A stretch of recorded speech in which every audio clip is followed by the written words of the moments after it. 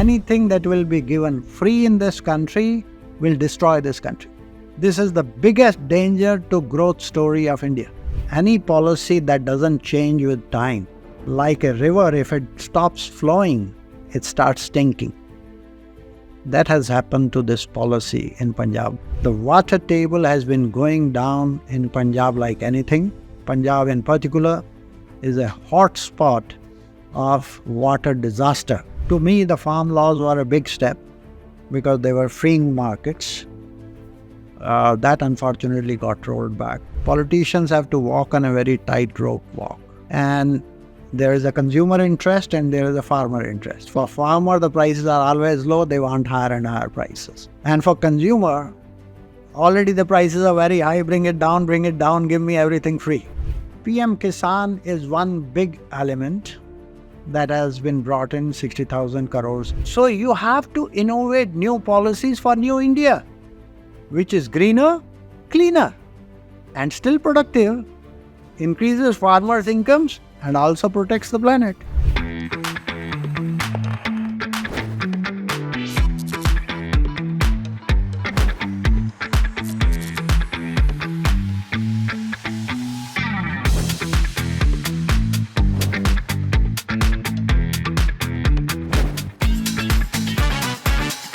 Please join me in welcoming Dr. Ashok Gulati, a visionary economist whose insights have had a profound impact on India's agricultural landscape and beyond.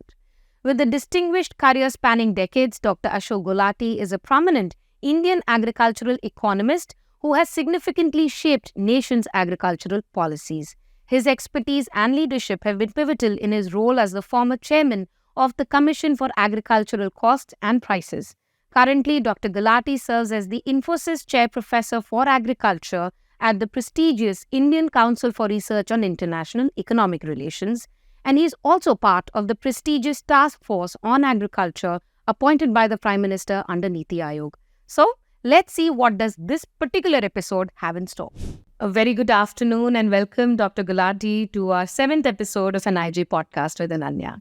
My pleasure. Thank you. So, before we get into more specific, technical, interesting questions, I always start with the childhood. So, first question, when you were growing up, what did you think of India's farming sector as a child, as an impressionable child? Very interesting.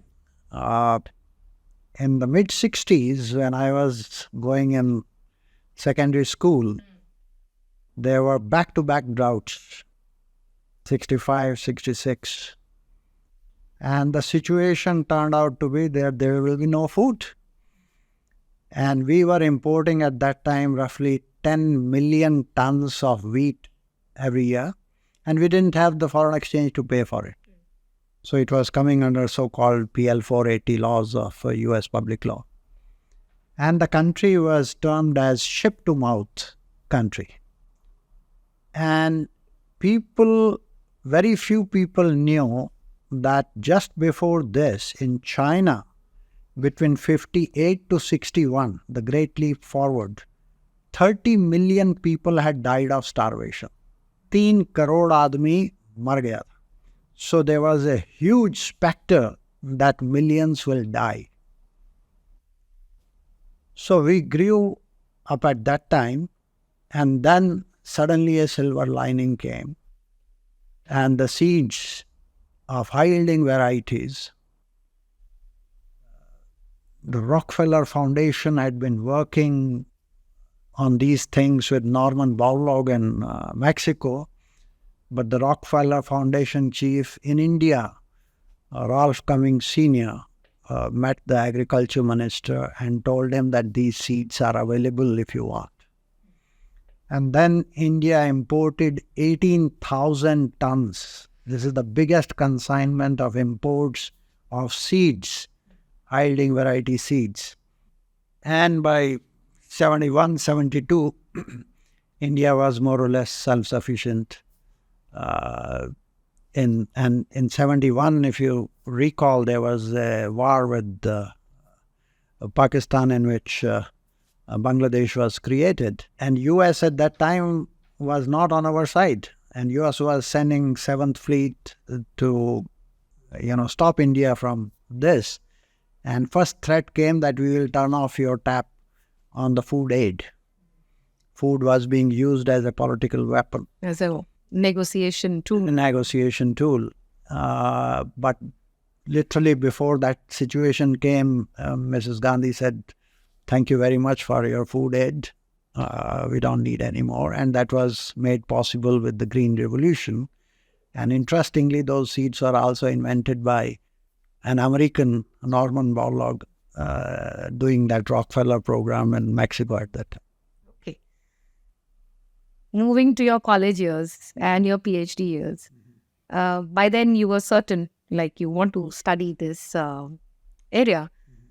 What about 80s and 90s? I mean, Green Revolution could have been the need of the hour. Then, were we getting our farm policy right in the 80s, 90s?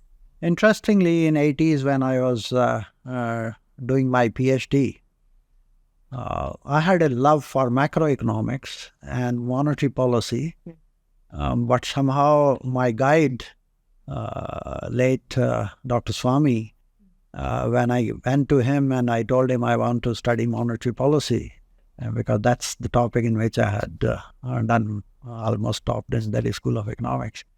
And he said, "You can't understand India with monetary policy. You better do agriculture." I said, "Agriculture? It's not a very jazzy subject." And he gave me the book, Caesar's Crisis. That was my first book that I read on agriculture. But then I attended all the lectures of late Raj Krishna, G.S. Ray Chaudhary in Delhi School of Economics. And as a result, I learned if you want to do good to the largest number of people in the country, because the largest segment of working population is engaged in agriculture, then you have to understand agriculture, you have to raise the productivity, you have to feed largest population on this planet today through agriculture. And gradually then those people have to move to higher productivity jobs outside agriculture. So that is what led me into this. My PhD was on agriculture price policy at that time.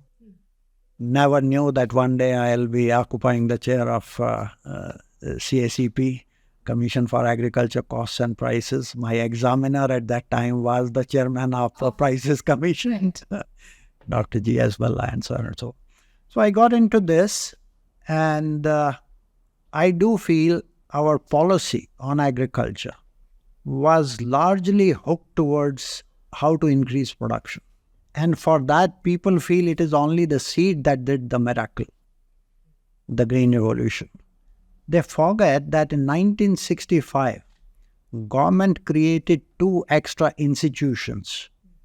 One was the Agriculture Prices Commission that was to recommend the minimum support price, and the other was the Food Corporation of India, which was to procure in case the prices go below that minimum floor. This minimum support price was minimum, not maximum. If the private sector could give even 1 rupee extra to the farmer, then they could take away that. So government was supposed to compete in the market, and the only thing was they will not allow the prices to fall below this, because when production increases and all the farmers bring their produce at the harvest time in the mandi, the prices collapse. And the farm laws which were brought by the government was to create a system where freedom will be given to markets. But right now what this government itself is doing, and it's not this government, earlier government also did and banned exports whenever the prices go up a little bit. Minimum support price was not supposed to bring down the prices. But politicians have to walk on a very tightrope walk. And there is a consumer interest and there is a farmer interest. For farmer, the prices are always low. They want higher and higher prices. And for consumer, already the prices are very high. Bring it down, give me everything free. Right? And you have to balance these 2 interests. Right. So I don't think we are using the best metrics of policies to help both sides. You could allow the markets to function with a minimum support, but upper prices, if farmers are getting better prices through exports or through private markets, futures markets, or special integration, eNAM and all that, they should be allowed to get. Don't you want to sell your produce to the best possible buyer?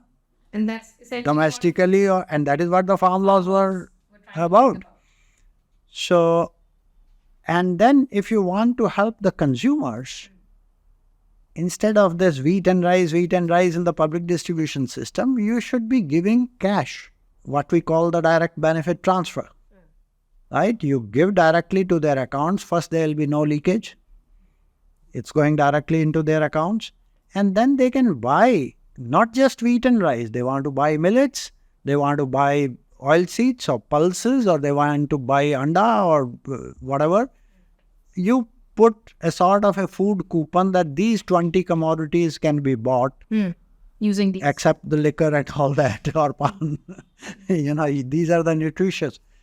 That will lead to diversification in the economy in the right direction, not put too much pressure on environment, water table and all that, what is happening in Punjab today. And also bring a clear-cut picture.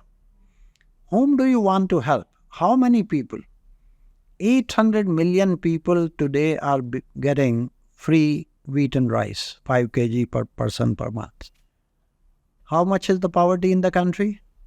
As per government's own estimates, multidimensional poverty of Niti, it's about 16%. Right? By World Bank's extreme poverty definition, $2.1 PPP per capita per day, it was about less than that, 11% or so. So, okay, you want to give to 20%, give them higher income directly. You have opened Jan Dhan accounts, which I salute. So you transfer higher income. And to those who are less, not as extreme poverty, but they are what we call, above poverty line, you can give them some. But just giving everybody free food, I don't think it's a wise step. Right. You've touched upon so many topics. I mean, these are so many chapters of a book. Starting with the first question, you've written repeatedly about monocropping of rice and wheat. To our audiences, and you spoke about how that's most rampant in states like Punjab. To the audiences who do not come from this sector or don't understand this technically too well, what is monocropping in the Indian context? How rampant is it? And what are the economic and environmental costs of monocropping to India?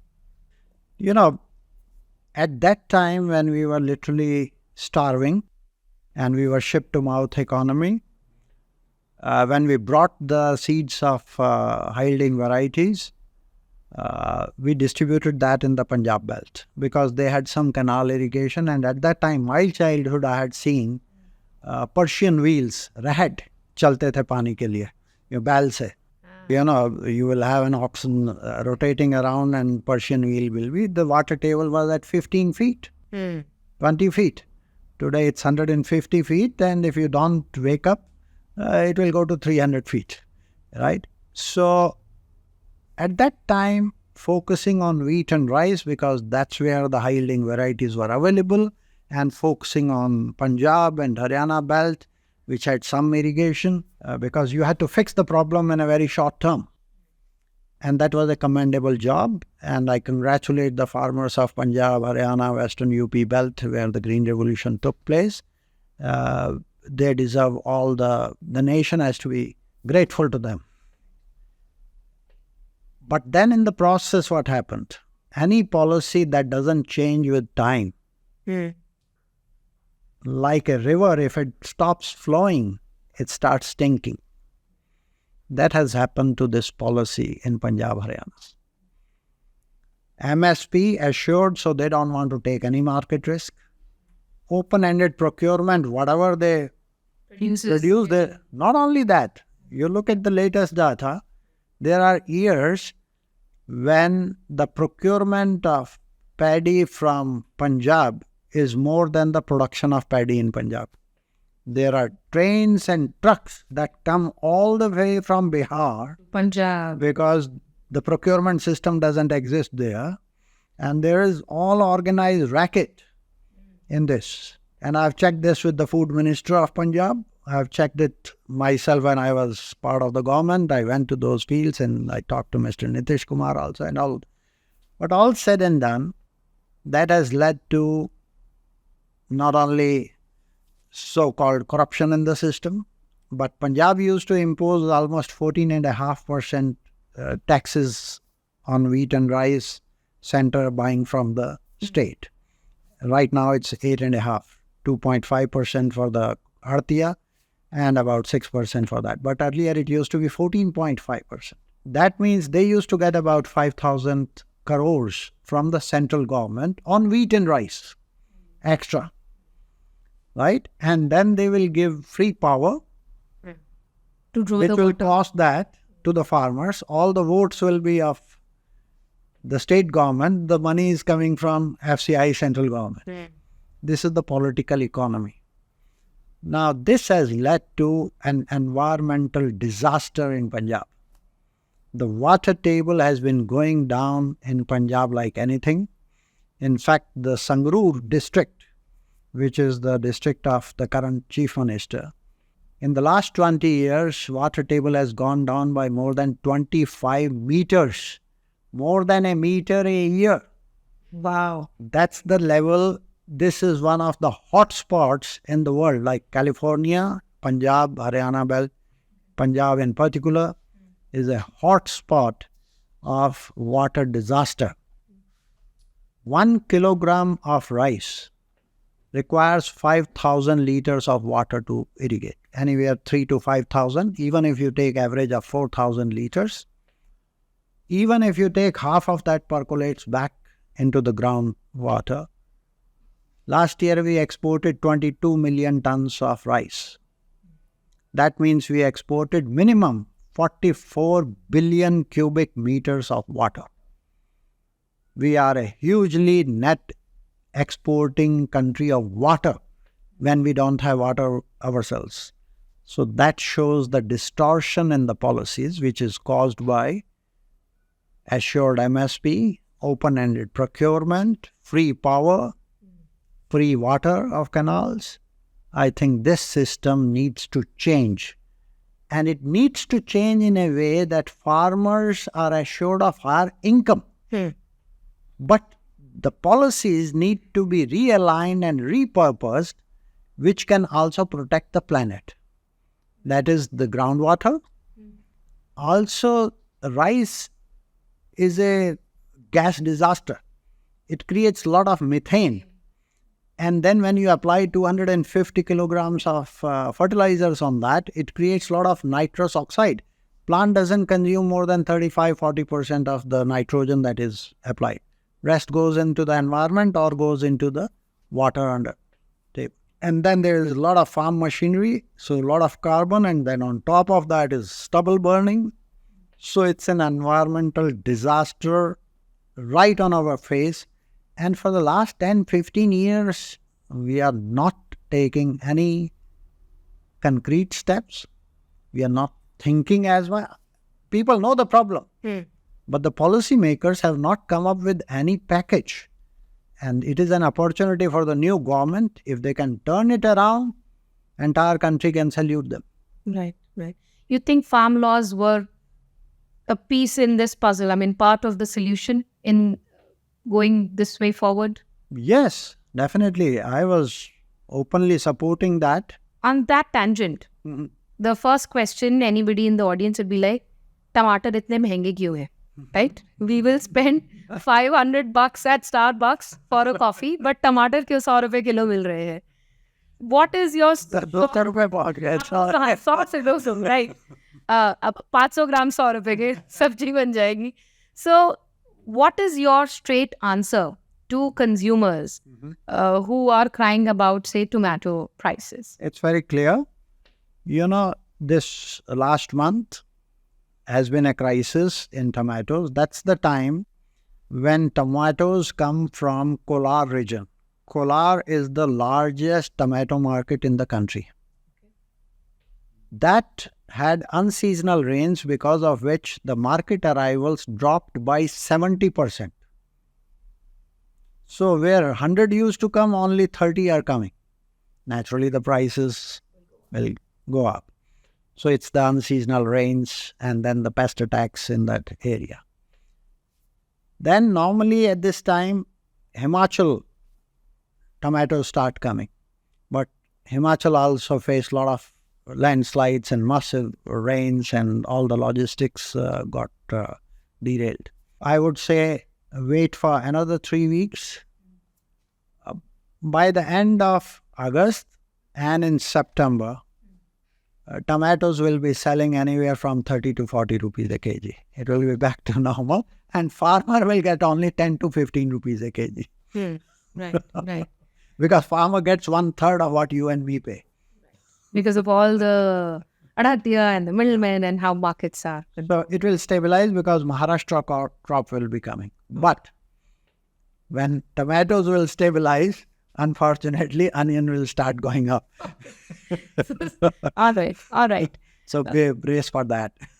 Right. You spoke about MSPs and we spoke about monocropping as well. Has the current government also looked at increasing MSPs for non-wheat and rice varieties of crop? What about, say, pulses? And we'll come to millets shortly, but what about more nutritious varieties of crops? Have they used it as a tool? Already there has been a major adjustment in the MSPs. And pulses MSPs were dramatically increased in 14, 15, 16. And first time, suddenly there was a big jump in the prices, in the production of pulses by almost 6.5 million tons in 16-17. When the production jumps, what happens? The prices start collapsing.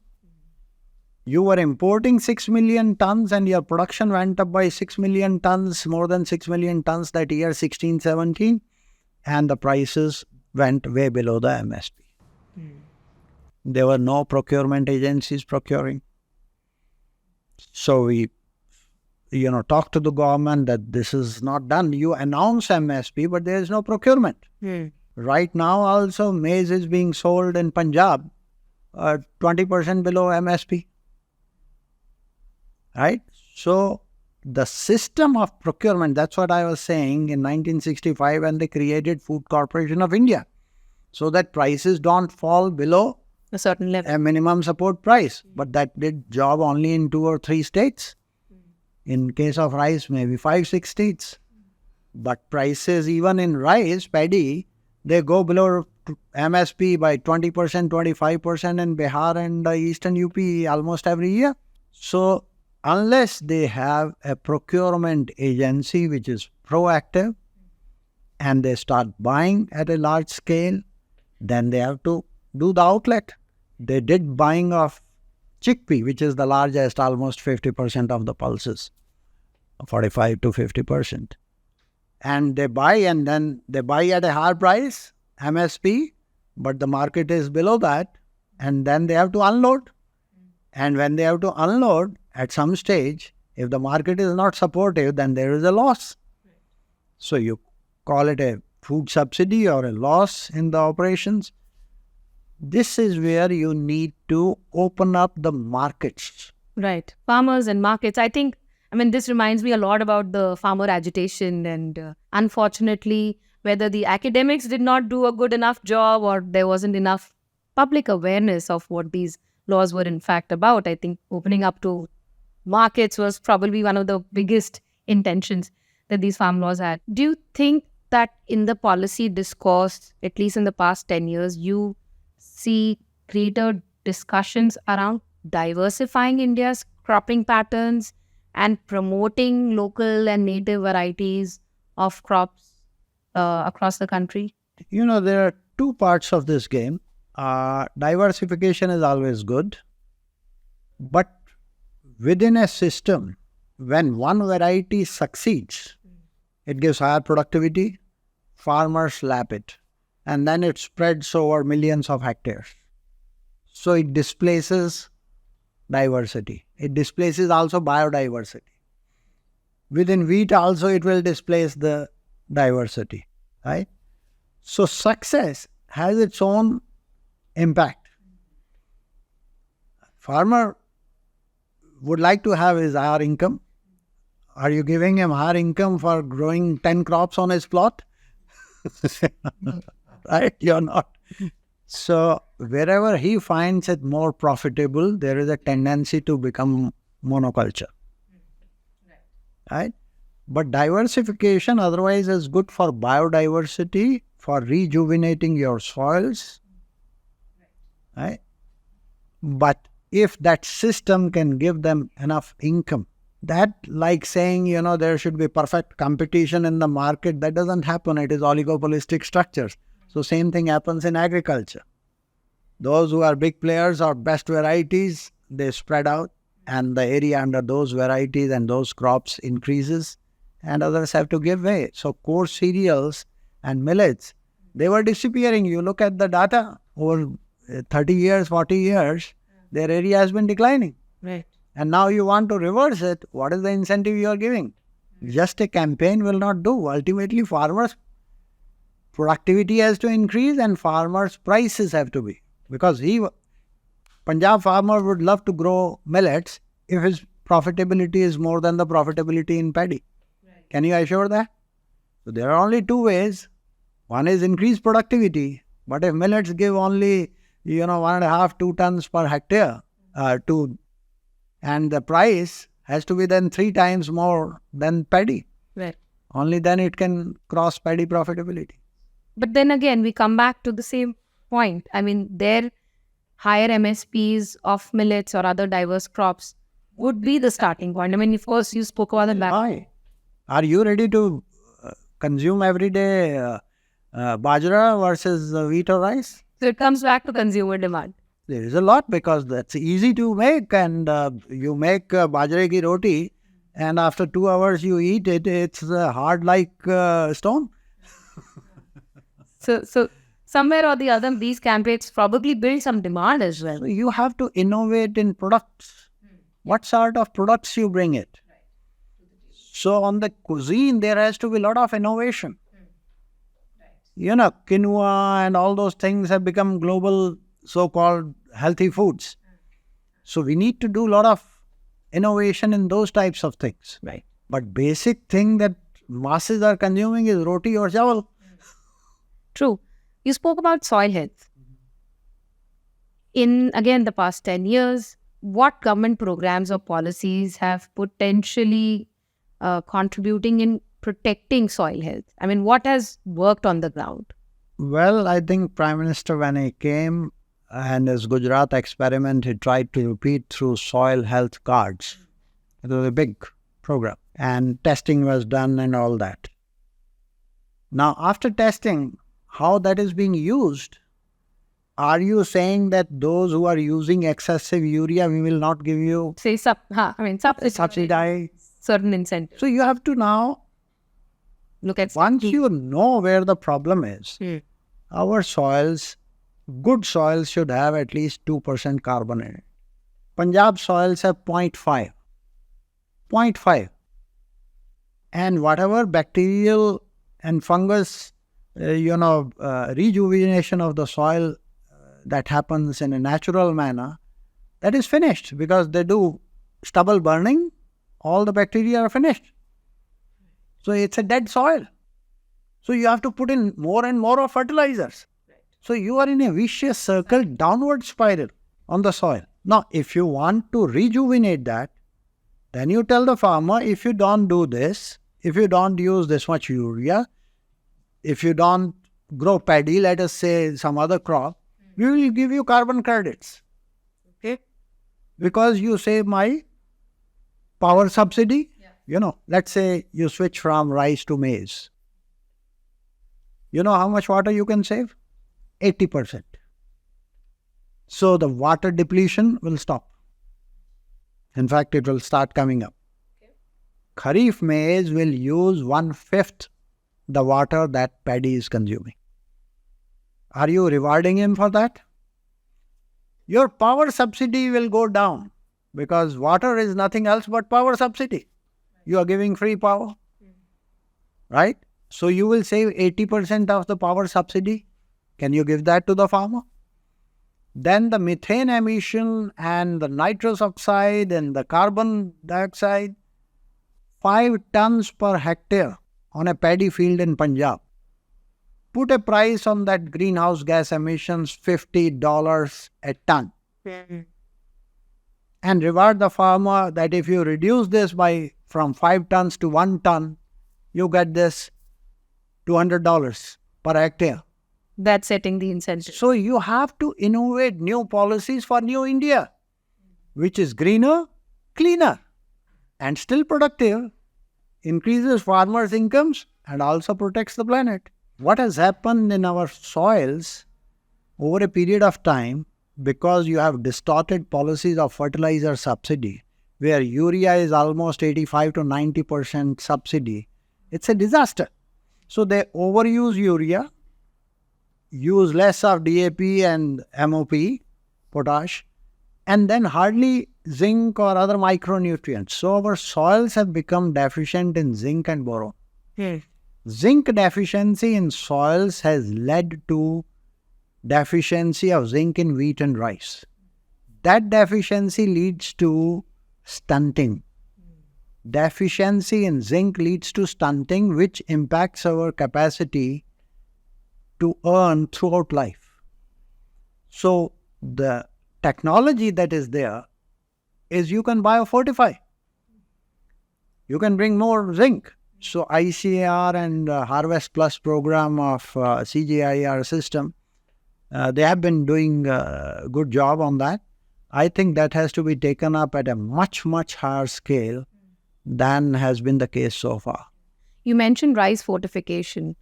Your quick reactions to fortifying rice. What message should the audiences understand? There are 2 parts of this fortification. One is supplements. You have the rice and then you put in that some iron type of fake rice, right? So this is like taking supplements of multivitamins and this and that. That's an expensive route. In my earlier incarnation at IFPRI, who got the World Food Prize, Howdy Boyce, on biofortification, has shown very convincingly that if you do this supplementation year after year, it's a much expensive proposition than you do the biofortification of the seed itself.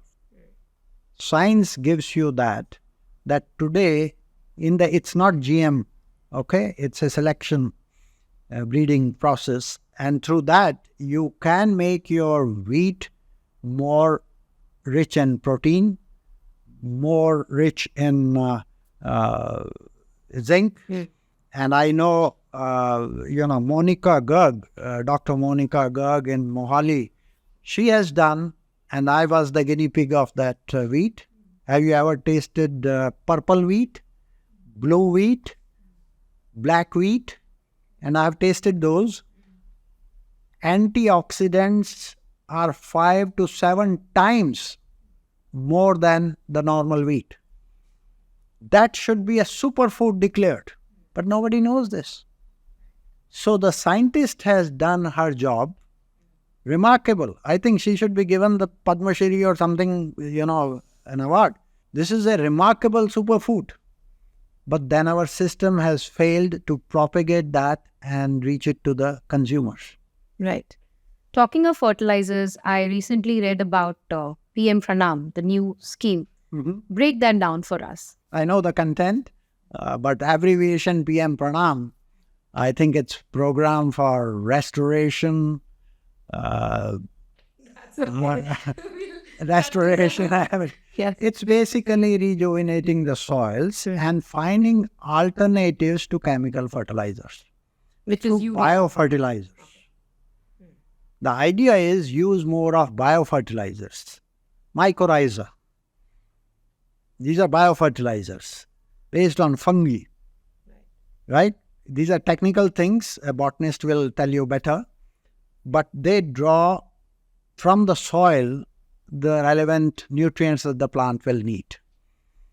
So if you reduce the chemical fertilization, the problem is when you reduce, and this is what this program is about, that if any state in the last 3 years, if they have been getting, let us say, 100 units of fertilizers from the center, if they reduce it by, let's say, 20%, then that subsidy saving, 80% of that will be given to the state. All right. Because it's a highly subsidized fertilizer regime that we have. And out of that 80, they can use 50 percentage points they will use for developing that biofertilizer. It's a sort of a capital investment. So you can give it to the factories, you can give it to farmer producer organizations to develop, vermiculture type things and mycorrhiza or many other innovative products, which in a natural way try to rejuvenate the soils. And 30% you can also give as an incentive to the farmer. You are giving 90% subsidy on urea. Now, if I'm using, let's say, gobar, or let's say vermiculture, or let's say mycorrhiza, you check the potency, how well can they... they will replace 1 quintal of or 1 kg of chemical fertilizer. If 5 kg of this equals 1 kg of chemical fertilizer, why don't you give the same subsidy to them? So the whole scale is tilted in favor of chemical fertilizers. Talking about farmers' income, it's been a big political priority to focus on farmer income. What do you think in the past 10 years, what are some of the government policies or programs that have positively impacted farmers' income? You remember, I think it was 28th of February 2016, when Prime Minister in a sort of an election rally not election at that time, but a big farmers rally in Bareilly, he said, it's my dream to double farmers' income by 22-23. And he kept repeating that at number of other places. And then there were questions, are you talking of nominal incomes or are you talking of real incomes, and how this will be done, and the question that you have put. Then the government set up a committee. It was headed by Ashok Gulati on doubling farmers' income. That committee worked for 2 years almost and produced 14 volumes of reports. It's an extremely good material available to a PhD scholar or anybody wants to know in different ways. There were more than 300 recommendations in that. To cut the story short, to me there are 2 ways that you can do it. One is within, productivity price combo. You increase productivity, you increase prices, and you can increase the farmer's income. The other is movement to high-value crops or high-value agriculture occupations, livestock, for example, poultry, fishery. They give you double the income than many of the staple crops business will give you. So how do you make that possible? If you want to increase productivity, you have to invest in R&D, agriculture R&D. That's where we are not doing enough justice. ICRIER, which is supposed to take care of the country's agriculture productivity of different crops, along with state universities. The ICRIER budget is 9,500 crores. Along with states, if you add, it doubles, but that is still 0.48% of the value of agriculture output. That is too small. They need to double at least. So R&D is going up, but very slowly. Okay, so we need to put in more effort. On the prices, one way is minimum support price. But why minimum support price for wheat and rice only? That is operational. Pulses, you said, okay, how much is the procurement? How much is the procurement of millets, coarse cereals? So there is a question how far the government can go and procure everything and assure minimum support. So the other option is to get the markets right. Markets are also not perfect, but they are better than the government. Okay? So what are the instruments on getting the markets right? First is allow the future markets to operate so that farmers today are planting their crops looking at what the prices were last year. They should be planting their crops looking at what the prices will be 4 months from today when my crop comes in the market. This is what futures markets are all about. So they need to be forward-looking, not backward-looking. That is number one. Number two, abolish all this, stocking limits and whatnot. And this is what the farm laws were trying to do. So I think the policy package has to change to give a better price realization to the farmers. MSP is not the route for that. MSP is minimum support price, not the maximum price. But what you do is you bring the maximum price to the minimum. That shows the bias in the system. Okay? Second is diversification to high-value crops. High-value crops can start from spices to fruits to vegetables to medicinal plants and also poultry, fishery, livestock. They can give you better income. But the risk there is higher than in wheat and rice. Nature's risk and price volatility. Tomato today is selling at 200 rupees a kg, and I can bet within 2 months it will be selling at 30 rupees a kg. So this is the volatility. Now you have to stabilize the value chains. Government can help do that, but it should have a value chain approach and not just production-centric approach. You have to go from the producer to the consumer and what is needed in between. The entire logistics, the storage, the processing, all fresh commodities. At least 15% of production needs to be processed, which brings stability in the system. Talking about farm markets, what is eNAM? Well, it was a good idea. Concept is great. It's like an electronic thing, like your Amazon. Okay. Now, on Amazon, you go, you want to buy a thing, and there are 20 sellers of that. Right? If you go on Jio or, Click or Amazon or Flipkart, they don't produce those commodities, right?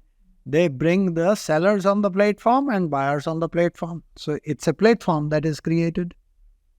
But you buy every day from Amazon or Flipkart. Why?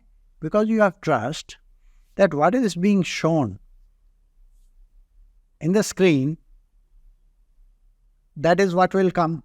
You buy a shirt, but if you don't like the color or, oh no, what I thought was this, but it is not this, I am returning without any question. Can you do that with tomatoes? What is shown on the screen, and when it arrives at your place, if it is same variety, good. And there are some people who have started doing that. Big Basket is doing it. Right? It will take time. So eNAM was to bring all these farmers on that, but then there has to be quality specification. Sitting in Delhi, I should be able to buy ragi of Karnataka directly from the farmers. But then who will certify? Who, if that ragi is not of the right quality as is written in the screen, then if I want to return, what will happen? There has to be a dispute settlement mechanism or somewhere. So that trust has not developed as yet. But the concept, idea and technology is there today to do that. And I think it can be a great innovation that farmers in Gujarat or Maharashtra or Tamil Nadu can sell their products to people sitting in Ladakh or West Bengal or in Delhi or Mumbai. Right, right. Talking of farmers and collectivization of farmers, government had launched 10,000 FPO policy scheme. What are your thoughts on it? And if you could explain what FPOs really mean and how far do you think this scheme has helped in providing a platform for farmers to collectivize, and then collectivize for really what? Our farm holding on an average is about 1 hectare today. That's very small. And if they are growing wheat, rice, etc., then there is a self-consumption. So what comes in the market is a very small quantity of the smallholder. India is not Punjab, where the large plots are there. And those people, if the mandi is 30 kilometers away and they have a very small thing, it doesn't pay them to go to the mandi. So what do? Either somebody will come and collect from the farms, he'll collect, make a sizable delivery lot and then go to the mandi and sell it there.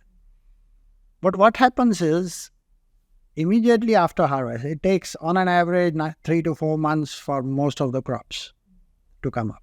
Farmers have already waited for 4 months. They need immediate cash. Right. Everybody rushes to the mandi or to the person who is collecting the produce from their farms. At that time, the prices are the lowest. Right. Supply is more than the demand.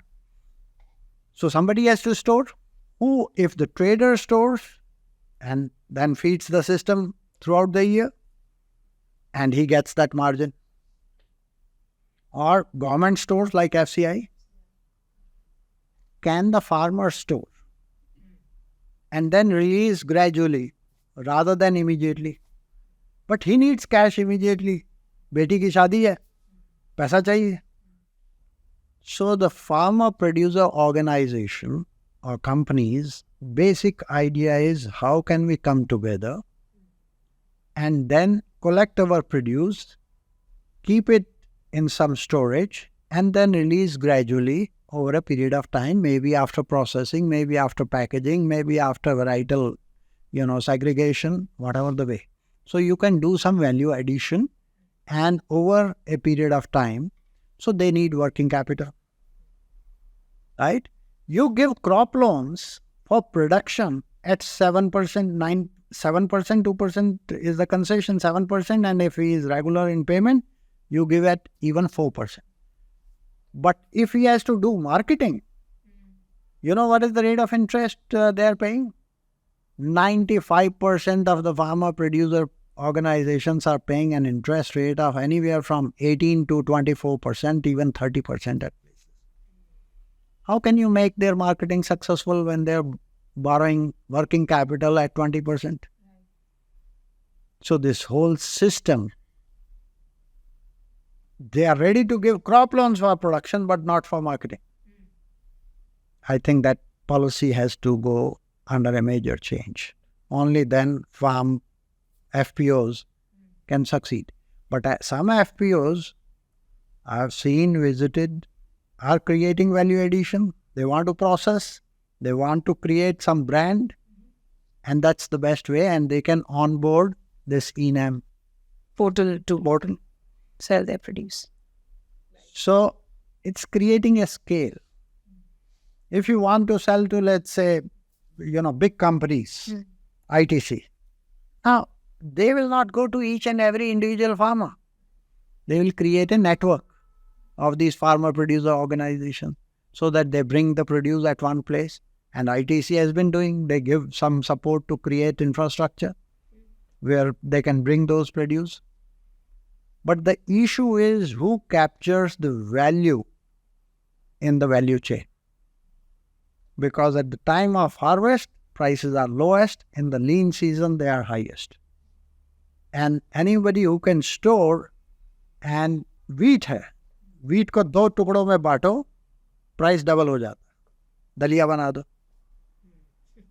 Price is double. You look at the price of dalia versus price of wheat. And there is no rocket science in this. Right. So it's that value processing. So how do you create that? I think you can create so many entrepreneurs in their small businesses. That is where they need support. Right. You recently spoke about milk sector being a good case study from India, unlike rice, wheat, and sugarcane, where in some ways, एक तालमेल है between the way government setup is and how markets function so that the best return is given to the producer. Explain that to us. Today, India is the largest producer of milk. Last year, our production was about 222 million tons. The second in the ranking is US, hovering at 102 million tons. So we are by far a front runner. Yeah. And the story is very interesting. In 1950, our production was 17 million tons only, 1717, and US was 53 million tons. 3 times. They were 3 times ahead of us, and today we are more than double of them. This transformation has been done all by the smallholders. So we don't have sheds of 200 cows, which is the norm in US. So here it will be 2, 4, 5, 7. Punjab has gone a little ahead, but still they are at 15, 20, a few. But it's a backyard livestock game. How did they do it? I mean, I remember my childhood, you started off with that. We used to wait. In fact, we used to go at night to put our number on Mother Dairy, and early morning you will go at 5 o'clock. The booth will open at 6 o'clock, and we will get only 2 liters of milk. 2 liters of milk, and you have to waste 2 hours to get that. Today, you want 200 liters of milk, you go anywhere and get it. So it's a massive, massive transformation that this sector has done.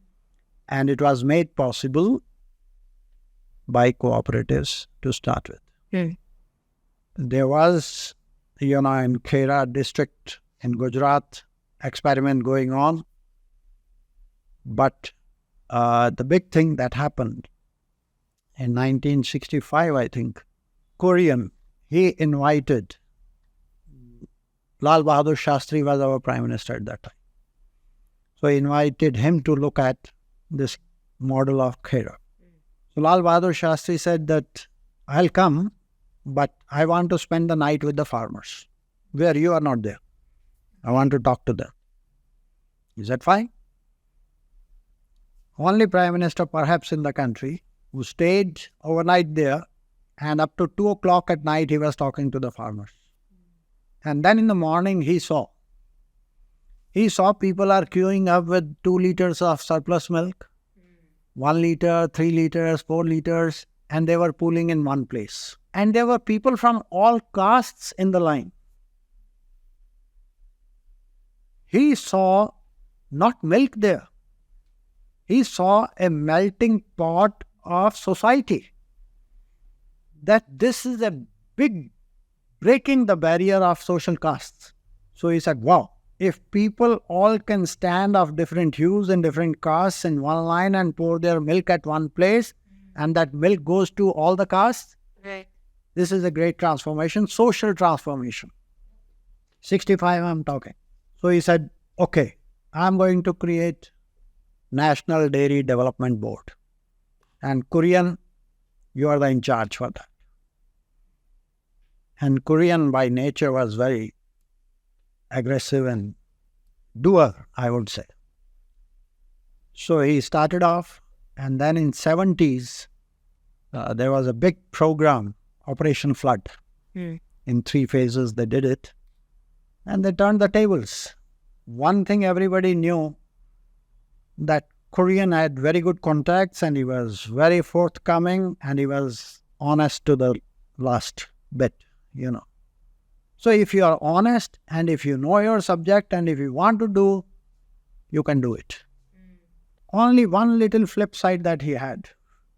When he created this entire empire, even in 1991, so he had literally a monopoly, creating cooperatives. In 1991, when the ship was being turned towards more market-oriented system, Actually, Dr. Manmohan Singh, who was the finance minister, he delicensed dairy sector, that anybody can come in.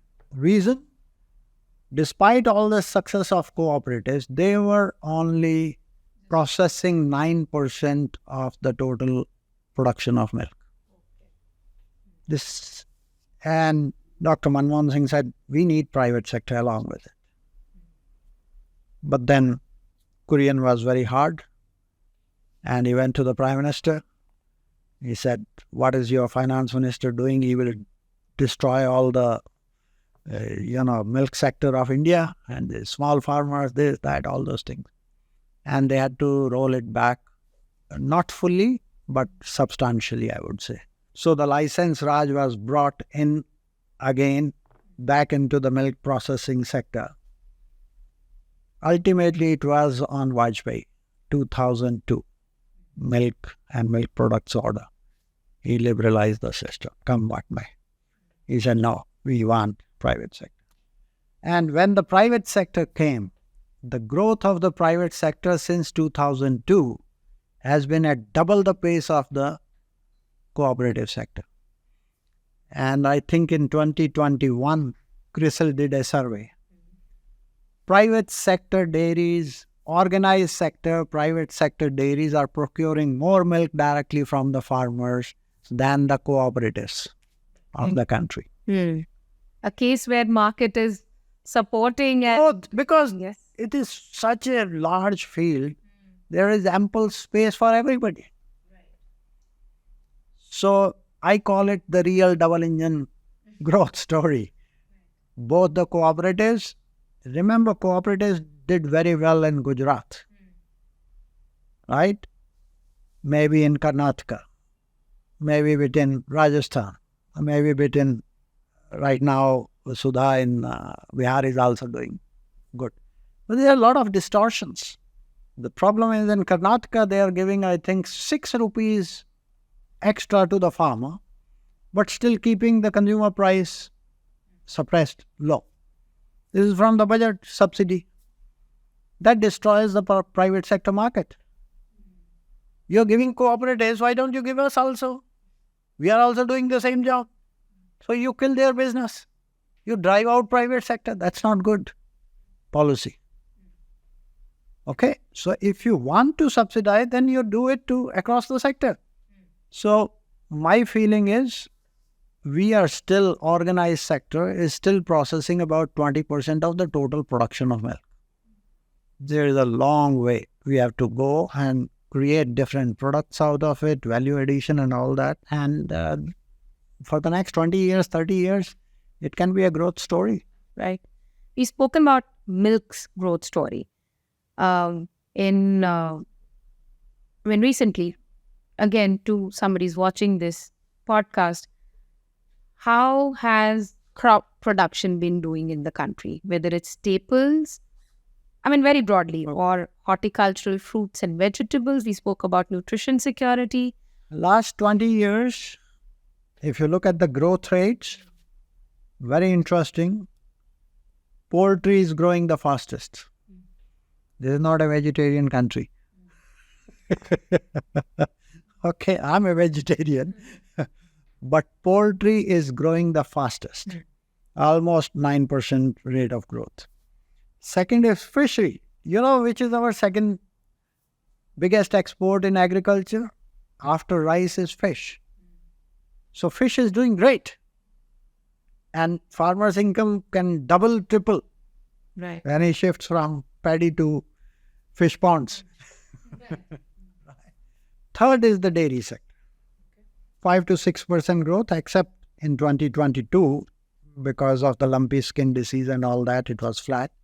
But compared to staple grains, wheat, rice, cereals, 1.6%. So the growth, because when your income start improving, do you go from this much of rice to this much rice on your plate, or from this to this much? From 4 chapatis, do you go to 6 chapatis, or from 4 to 2? Or 1? Person like me will eat even 1. And I'll put even in wheat chapati beetroot. So my chapatis are red. But I love ragi. It's a medicinal plant. So we have to do these innovations. So what will add on your thali is more fruits and vegetables, more of milk and milk products, paneer aayega, okay? And more of chicken and fish and all those things will come. So where the pressure of demand will go is these high value crops, and if you want to improve the farmer's income, they should be aligned to these rising fast poultry, fishery, even dairy. But dairy, I think we have to innovate with 10 other products. We are still at a very rudimentary stage of dairy development. Talking of cooperatives, now there's a specialized industry for cooperatives. What hopes do you have from a dedicated ministry overseeing the cooperative movement, so to speak, in the country? We are yet to see what actually they are going to be doing. I do feel in agriculture you do need cooperatives, not only in marketing, but also perhaps in production, because our holding sizes are small. So they need to come together. Every person cannot buy and should not buy a tractor and a harvest combine. So then what you do is you have a platform. If you can have Uber and Ola, why not have Uber of tractors and harvest combines and seed planters? So you have to create that, right? They will come, charge you for whatever, whether sowing or harvesting or whatever. Informal markets are existing in Punjab.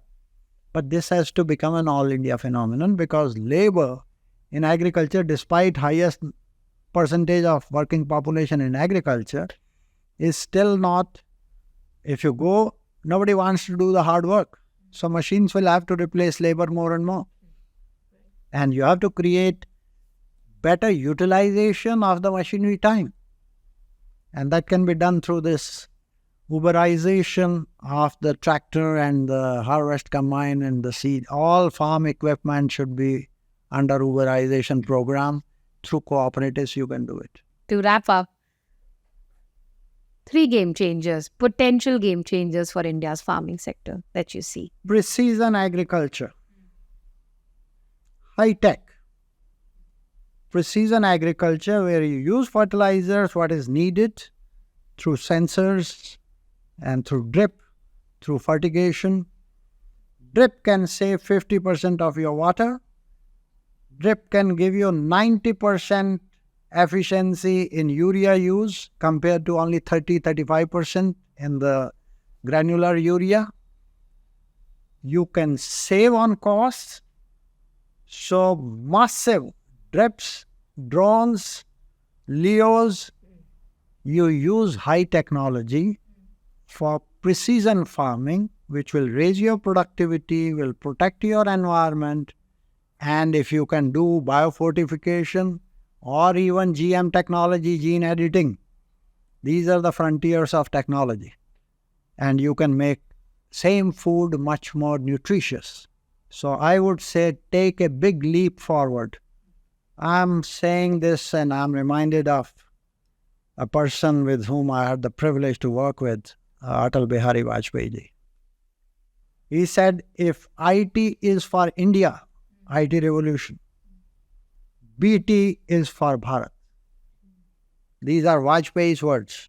And I have great trust in him. 2002, he allowed GM and we saw the transformation. Later on, we messed up. He took the decision to open up milk sector on the private sector. We saw the results. Right. The idea of what this government has done, I think the best thing that they have done, infrastructure development. Nitin Gadkari is doing great. So I would say for agriculture of tomorrow, we have to invest in R&D and precision agriculture to make it climate resilient. We have to conserve our water and our resources.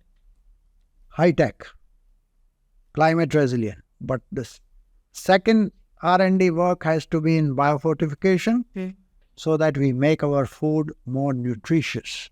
For the masses, you and me can afford milk and poultry or whatever. So we gradually move up from cereal-based diets to more nutritious diets. Right. But those who are at bottom 40%, I would say, they are still cereal-based, and you have to do that. So that has to be taken up on a very high priority. And if you can do that, you will do great to this country and to the people of this country. You will make them nutritious. You will be able to cope up with all the climate change and food and nutritional security. Any country that can provide with 1.42 billion people would be a wonder on this planet. With that, I think there couldn't have been a better note to close this conversation. I think anybody who wants to learn about how agriculture works, what does farmer welfare really mean, how do markets function, I'm sure I highly recommend that they watch this conversation and learn from it. Thank you so much, Dr. Gulati. Thank you for having me on your show. Thanks.